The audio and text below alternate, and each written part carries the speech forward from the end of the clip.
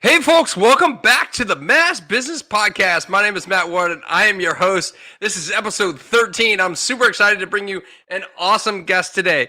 Christina Frei runs a great little marketing practice called Innate Marketing Genius, where she helps trusted advisors get great clients. Her secret sauce is her one voice, one strategy program, where she identifies your deepest why and translates that into the perfect strategy for you. Christina is on a mission to live more sustainably by conquering the online thrift store ThredUp and by helping local group Sustainable Marblehead. Her Norwich Terrier, Sammy, usually sleeps at her feet while she helps clients. We're going to talk about business growth, strategy, your why, and many, many other things on this episode of the Mass Business Podcast. Are you ready? Let's go.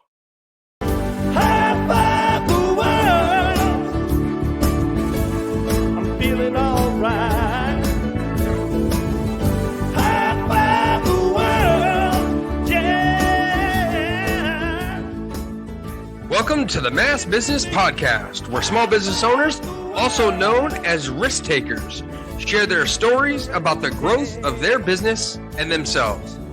Our interviews and our content is focused on growing a small business and understanding networking and referrals. I say it all the time, and I'll say it again today. You never know where your next referral will come from.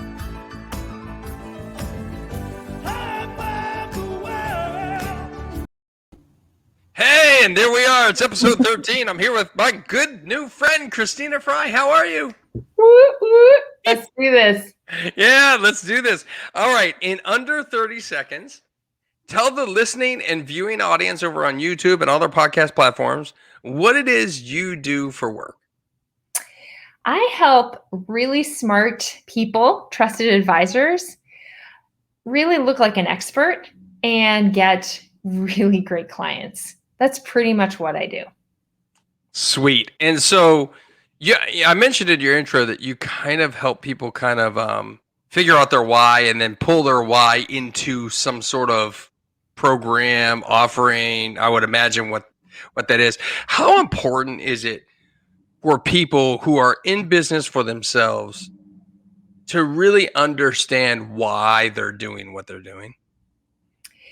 Well, I'll tell you this, when you know that, because sometimes it's a little embarrassing to admit to yourself that you might not know why you're doing. I mean, obviously we're here to make money, we're here to make the world a better place, et cetera, et cetera. But when you really grapple with your why, it can be a bit unsettling, right?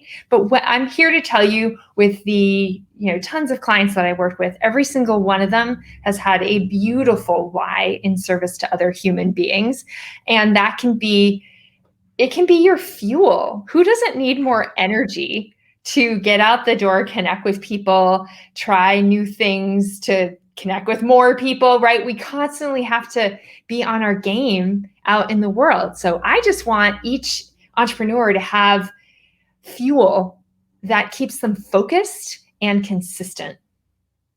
Yeah, so many tidbits just in those that 30 seconds that you're explaining that part. I think that the why is almost as important as the why not, meaning process of elimination. Why am I not doing other things? Why? That leads us to the why of what we're doing, right? And so I don't do this because I don't enjoy this. Okay, now I have a discovery. Now I understand myself more and more and more and more.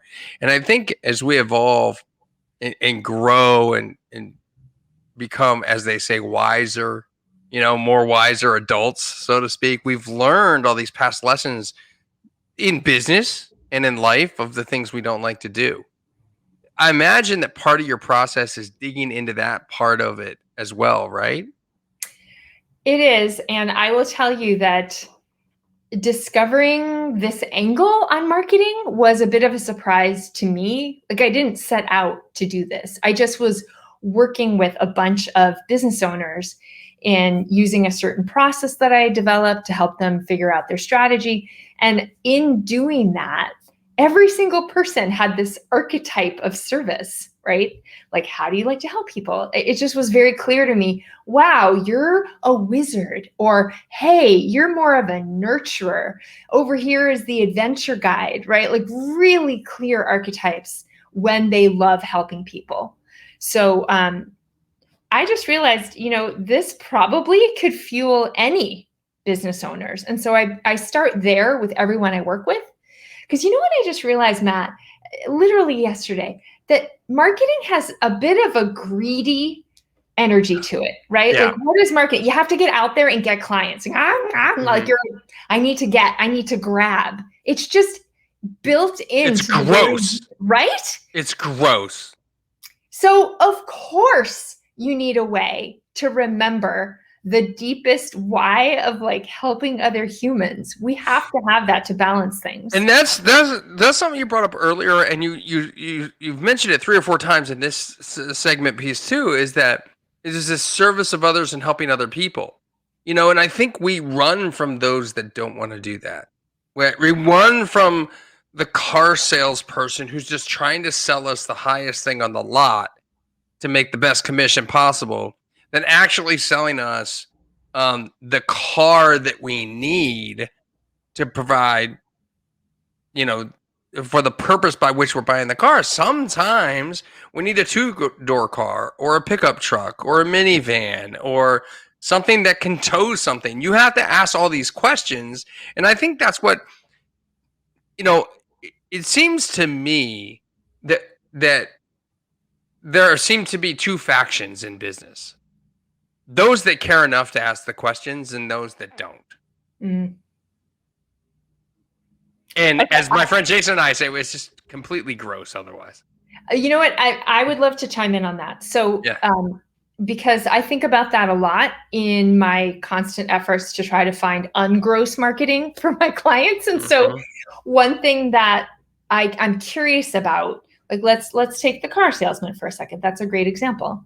Let's just say there are car salespeople out there that actually do know how to play the long game and are there to help put you in the right car. I would say that person is somebody who knows that there's a long game, that it's worth it, that there's a certain kind of patience around all that. And I would wonder if the other person who's shoving a car down your throat, just either they are on a weird mission to just make a bunch of money fast and get out, because it's just not sustainable to operate that way. Like, no one's going to want to do business with you for very long. That's just what you bring up a great, like, this is the thing, right? I'm a very impatient person, which is why I'm a horrible, let me say that again, a horrible cook, right? I will literally burn a pot of water because I don't want to stand over the stove and watch anything cook. So I'm a very impatient person. And in life, I'm generally impatient. But funny enough, I'm not impatient with the relationships that I build in business. And it's interesting to me because those relationships really drive me. I am super inquisitive about people. I care deeply about what people do, how they serve the world, how they show up in the world. And all of that matters to me. And I often care too much to the point it's to my own detriment in some ways, because I don't, there are times when I'll have a 30-minute one-to-one with somebody and we'll not have talked about what I do at all. And then we're up against the deadline, the time frame that we set on the meeting calendar. And it's about 29 minutes past the hour. And somebody says, "Oh, by the way, Matt, what do you do? You've been asking me all these questions." I'm like, and that's great. I mean, it's good. To the point of the car salesperson, I have always said that if there was somebody who was willing to play the long game and invest their time, effort, and energy in a relationship, I would not buy a car from anybody else. I just wouldn't do it. I have met a couple people who do car shopping in the networking world. They come to these networking events and that's the service. And there's 2 different models. One is paid by like the regional New England marketing. They're like the New England arm of the dealerships, right? So that might be like New England Ford or New England Mazda or New England Mercedes, and they pay this person, so you don't have to pay them. And they find you the car, you go to the dealership with them, they go in, they get the keys for the car, they come out, you take you never talk to the salesperson at all. You're only talking to this liaison, and they're paid by the organization if you buy a car. Then there's other people where you pay them. But nonetheless, it's the relationship model and the caring that is involved there that I think produces the referrals long term. Right. And it's shocking to me that there really aren't a lot more car dealers. And I think it's because it's a churn and burn game, you know? And I was on a networking call recently where I was learning all about their business, all about their business. And I said, okay, great. Who can I connect you with? Who are the people that could refer you? And the answer I got was, well, this person, this person, this person. And oh, how about your own services, Matt? How about you buy from me? Yeah. And I was just dumbfounded. So I'm curious too about beliefs. You know, we all sort of, anyone who's self-aware is going to examine their own beliefs, especially around something like this, where you're connecting with humans and trying to get a result. Mm-hmm. Right? Because let's be honest, we are trying to connect and there is nobility to that, but we're also looking for a result. We have to make money. Sure. So sometimes those things seem to fight each other.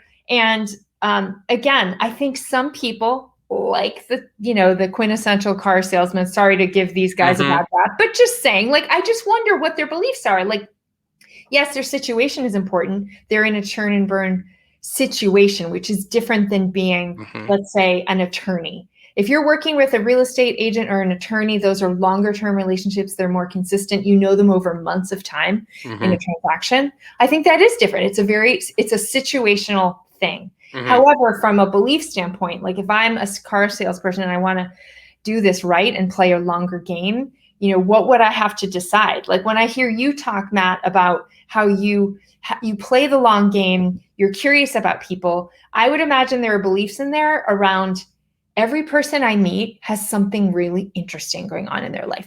Every person I meet is going to contribute something really, right? Like if I were a car salesman, like could I have that belief? Would it say, I don't know, like there's a lot that goes in here that's sort of personal decision on how you approach the world. Well, and that's true. And I've also noticed that a lot of times in networking and specifically with referral stuff, the people that I meet in industries where it doesn't appear that they're playing the long game, there's often a great deal of pressure from above, from their superiors to meet certain goals.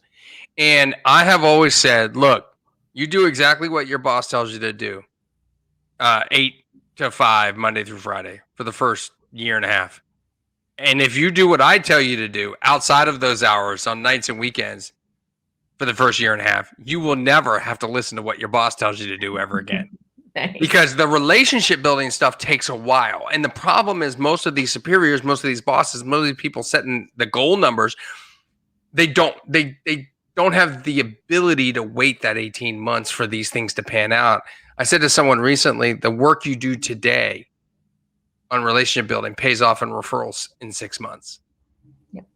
And it's in understanding that, at what point in your life did you realize that this serving of others, serving of people, that this was really the way to go? How did you get into this work that you do now? So there was a moment in 2014 where everything, I don't know, like the floor dropped, where all the ways that I was making money, that sort of disappeared. And I just lost a lot of, I don't know, it just felt like the bottom dropped out. And I was in a panic mode for financial, I was worried about money all the time. And at that time, I had been part of a spiritual community out in Berkeley, California. And when I was out there, I had created this tool that I now call the generosity practice. It's a 10-minute daily practice, puts you in a contribution mindset. I could talk to you about that all day long, but let's just say, in 10 minutes of time, it takes you from freaking out about how you're going to make money to how can I be in beautiful service to others.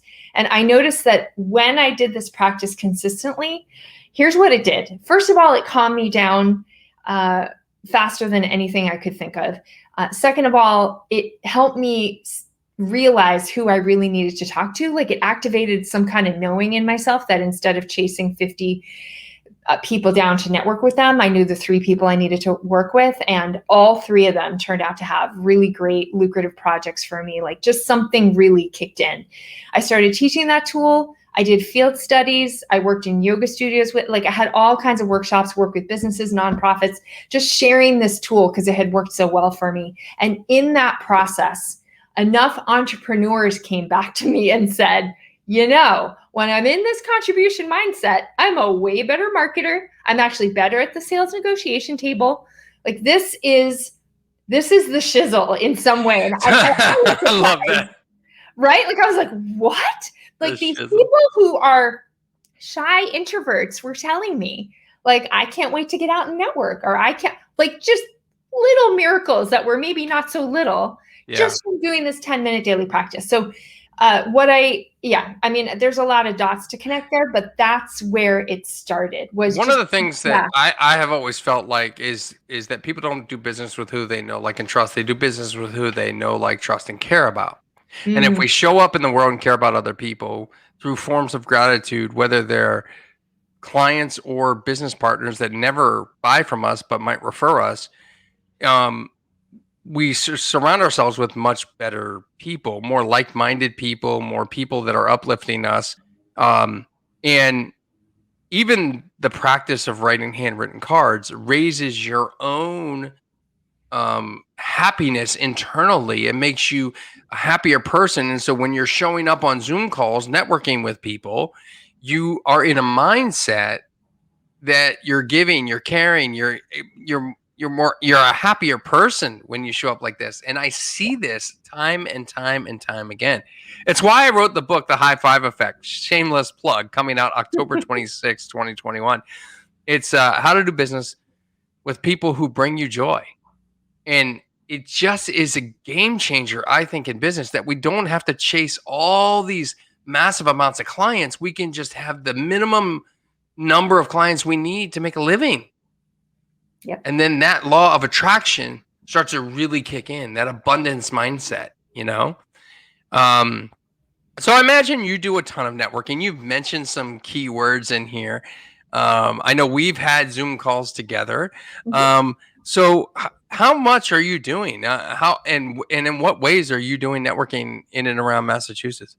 So it has become a lot easier to connect with a lot of people thanks to the pandemic, because there's so many events going on online. They're pretty much only going on online until very, very recently. And so that means, going on to BNI and find bnimass.com and just finding a group down in Boston. I'm up here in the North Shore, finding groups in Framingham, in Metro West, like all throughout Massachusetts, and frankly, the country, but definitely all over this area. That has been a total joy to just dive into that. And it's so much easier. I don't have to get in my car for 3 hours to go to Framingham. It's fabulous. And then there's another, I believe, Massachusetts rooted. It's not only in Massachusetts, but it was started here, called Pepperlane. It's a networking organization for moms. Yeah. And mom supporters. And so they have meetings every day. I mean, you can go anytime you want. So that's available. And then, chapters of other things like not Pepperlane, Polka Dot Powerhouse is another one, mostly for women, I guess, for women. And those are kind of the foundational ones. I mean, I'm a member of a BNI, so obviously I'm doing that every week. And then all the one-to-ones that come out of all these meetings. That's the key, though. So here's the thing. As a referral consultant, I tell people all the time, is your group working for you? No. Why not? I'm not getting referrals. Whose fault is that? It's their fault. They're not giving me referrals. No, it's the fault of the seat owner. It's your fault. If you're not getting referrals, you're 100% responsible for the referrals you generate in each and every networking group that you're in. I don't care what organization it is. You're not clear about what you need and want. You're probably asking for the wrong thing. For instance, most people show up to these networking groups and ask for their clients, when in fact they should be asking for the referral sources, because there's probably only one good referral source in the group for a person who's on the seat. But everybody else knows more of those referral sources. So when I was in a web agency, I would show up to my networking group and I would be like, hey, I need an IT guy. And if there's an IT guy in my group, I would go to him in advance and I would say, listen, You know I can't live off the referrals that you give me. I love them, and I'm happy to refer people to you. But I need to ask everybody else in the group for their IT people too. Are you cool with that? Oh yeah, I'm cool with that. Great. That's really I just smart. make sure I pick up the coffee bill that day that I have the conversation. Not a problem, right? And so we're not asking for the referral sources enough, and that's really who we need. When we go to Chamber of Commerce events, business after hours, and everybody's walking around and how can I help you or who can I connect you to? You know an IT guy, right? Everybody knows an IT guy. Yep. And I just go after the source all the time. And that was a big game changer for me. And so look, the money in networking is in the follow-up, right? It's where you meet these people on these on BNI groups and everywhere else, and then you get on a one-to-one with them and you go deep and they learn about how you pull the why out of people and turn that into other things. And then you're learning what they're doing. And now you're trying to connect them to the referral source. Again, not so much the client, but the referral source. And that's not a true referral, by the way, folks. If you're listening or watching on YouTube, that's not a referral, right? We're If you're referring someone to a source, it's not a referral. It's really an introduction, right? Because a referral is somebody ready, willing, and able to buy. So that's the ideal client scenario. But we want to just try and get one step closer. We want to be talking to the people who are in a position to refer you on a regular basis. Well, and you're also pointing out, Matt, the importance of knowing what you want when you walk into these meetings. It's Yeah. not just, I want more clients. It's like a more sophisticated level of this is what I want. So I appreciate your, being super specific. Yeah. Like it's. I mean, and that's the other thing too, Christina, is like I talk about it in my new book, is picking a target market. Like the more we constantly resist this idea of picking a target market because we think we're going to turn away business. But in fact, what happens is you become the only person in that target market who does what you do. And so one of my clients is a social media management company. And I was talking with her about where she could go, meaning what target market she wanted to go to. And we ended up on realtors. And then we defined it even greater. It was realtors who are doing 24 transactions a year or more, because that eliminates all part-time realtors. Doesn't mean she won't work with them, but if she's chasing people in an ideal client, they have to have the means by which they can afford to pay her. Yep. And an agent doing 24 transactions has that. Brilliant. So you've learned a lot of this stuff. Tell me a little bit about your ongoing learning. How do you continuously educate yourself as a business owner? I make it a policy to try all the things that I recommend to my clients, right? So if I'm going to recommend you do a talk, I better be doing lots of talks. If I'm going to recommend that you're writing a book, I better have written a book, or I'm writing, I just have to sink my teeth into every single thing I would ever recommend to anybody else. And that, I'll just tell you the big ones. It's not like I'm doing these all the time, but I will not tell someone to do something unless I've really been at it for a while. So podcasts and webinars, and I already said talks, in-person events. You get the idea, like big, juicy, expertise building strategies that show you beautifully in your community. So that's mainly where I put my attention. So for example, I just transitioned from MailChimp to ActiveCampaign, which is an email service. And so a lot of my learning has been directed on how to use ActiveCampaign, how to create the right funnel, just throwing the spaghetti on the wall, watching YouTube videos to that effect. And then I can turn around and tell my clients, here's what worked, here's what didn't work, et cetera, et cetera. Sweet. So do you want to do my ActiveCampaign? Because I'm getting ready to transition over to them, I think. I'm sorry, what was the question? So do you want to do my ActiveCampaign? Because I'm going to transition over to them. Yeah, I'm about, 4 months in. See number 3 up here is outsource your weakness. I actually have a job posting out right now for an ActiveCampaign expert.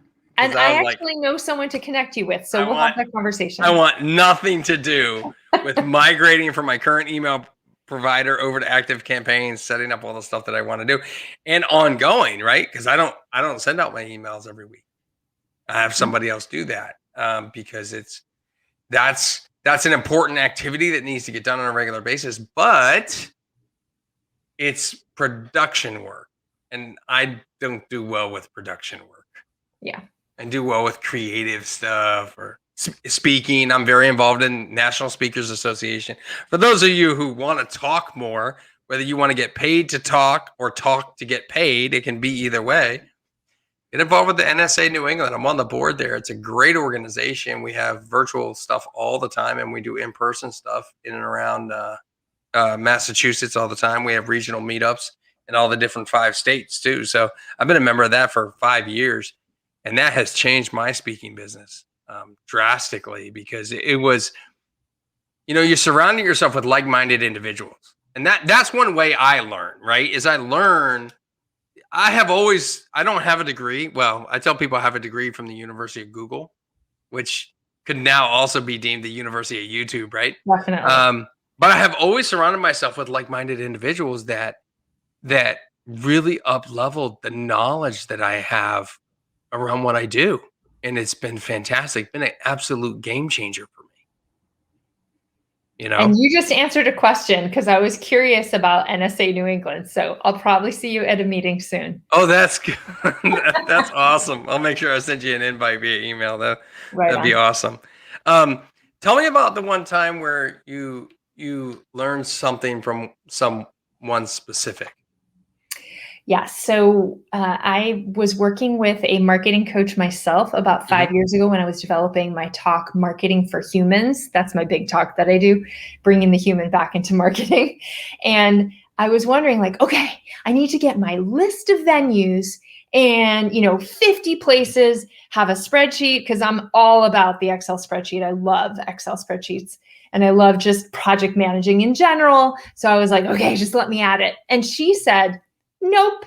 I want you to take a moment every day, maybe a half an hour, where you just take a walk, take a breath, and really ponder deeply where you would like to give a talk, and come up with one possibility, just one.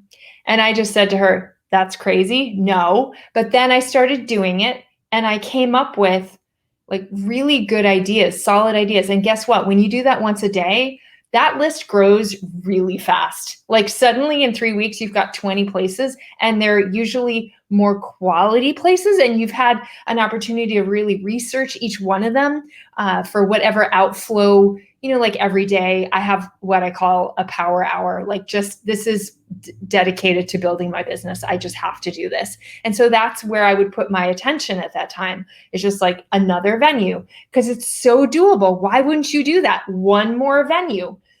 So that was completely counter to the way I wanted to just be a machine about it, but it absolutely worked. I also focus on real estate. So I just built those relationships during that time. Also co-working spaces where there's tons of entrepreneurs, depending on where you go, that are ready to up-level their marketing. I'll never forget speaking at WeWork in Boston many, many years ago. That was good stuff. Every episode, I'd like to ask people about one piece of software or some sort of software that you feel like is a game changer in the growth of your business. Could you share what software you think you'd be miserable if I came into your office and took it away today? There's a few, but I will land on Calendly. Oh, I know everyone has strong opinions about their scheduling programs, and I'm sure there are wonderful ones all over the place. Calendly is a godsend, because when now people can just schedule me for 15 minutes or 45 minutes, depending on how committed they are to moving forward or just meeting with me. That's fine. If they have to change an appointment, I don't need to be involved. They just go to the reschedule button. I've also learned from someone recently that you can actually put a link. Like, I just love this idea. You record a 90-second intro of yourself, like just some fun facts. For me, it's I love to watercolor. That's something I've taken up during COVID, and a couple other fun things, like I'm growing kale right here. And I just made a 90-second video, and that link is in all of my networking follow-up emails on Calendly, just so that people get to know me a teeny tiny bit, and we can have a really nice conversation when we meet, and they know me enough to enter into that. So It's so funny that you say that because I just had a client who had a video he did at Christmas dressed up as Santa Claus about his business. And we took that and did a 30-second video. After that, we merged the two together, and he now sends that out in advance of his Zoom meetings just so they can get an understanding of kind of who he is and get I an love that. understanding. Yeah, and it's the video. I mean, just a pre-roll video before the meeting is super helpful to have people get to know you a little bit. Final question for you: What one business book would you recommend to our listeners on the podcast platform or those watching on YouTube? What one business book would you recommend that they read? You know, this is sort of business and it's sort of leadership, but I am a huge fan of this. Actually, there's two I'm thinking of. I'll mention the one I send all my clients when they sign on. It's called Show Your Work by Austin Kleon. I don't know if you know that guy. Like he's the one who does Steal Like an Artist. There are these little books. They're really edgy and beautifully designed. And all of them are about, you know what? You don't have to have everything perfect. Just get out there and start sharing your stuff, even behind the scenes. It's sort of coming out of that mentality of perfectionism around marketing and just getting out to the world. Just have fun. Done is better than perfect. Thank you. Yeah, that's good. I just love his whole attitude. So for those listening on their favorite podcast platform and those watch on YouTube, Christina, how can people get in touch with you if they want to reach out, say hello, do a networking call, or maybe even a consult call? Absolutely. So a couple things. One is check out innatemarketinggenius.com, innatemarketinggenius.com. And that it's just right up there on the top, contact. And you can meet with me for 15 minutes or 45 minutes, take your pick. That's number one. Number two is if you're curious about your deepest why in service to others, there's a pink button on the top of that website, innatemarketinggenius.com, and you will find out what your innate marketing genius type is in 5 minutes. And then the last thing I wanted to share is my generosity practice work. I've been doing that as an online program for 6 years. And I'm publishing my first workbook or book around that on July 25th. So that will be out by the time this airs. Yeah. And I just want you guys to know that's a really good way to get into that contribution mindset. Use the book. It's beautifully designed by this woman in Vienna. I just can't even believe what a great job she did. So I can't wait to get that out. Yeah. And you can tell it's going to be great because you're so lit up about it. That's exciting. I can't. That's really great. All right, folks. Well, hey, don't forget to subscribe. Smash that like button right there on YouTube. Subscribe to us on YouTube and on your favorite podcast platform. We greatly appreciate it. Until tomorrow, don't forget to live happy, smile a lot, and high five everyone around you.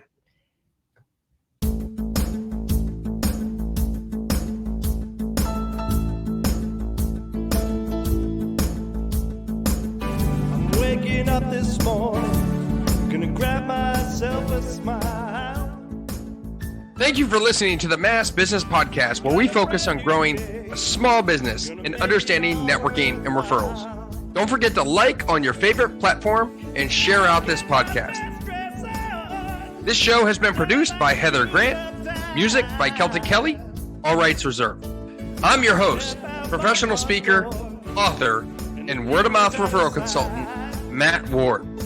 Don't forget to live happy, smile a lot, and high five everyone around you. I'm feeling all right. High five the world. Yeah, yeah, yeah. High five the world. Make a difference today.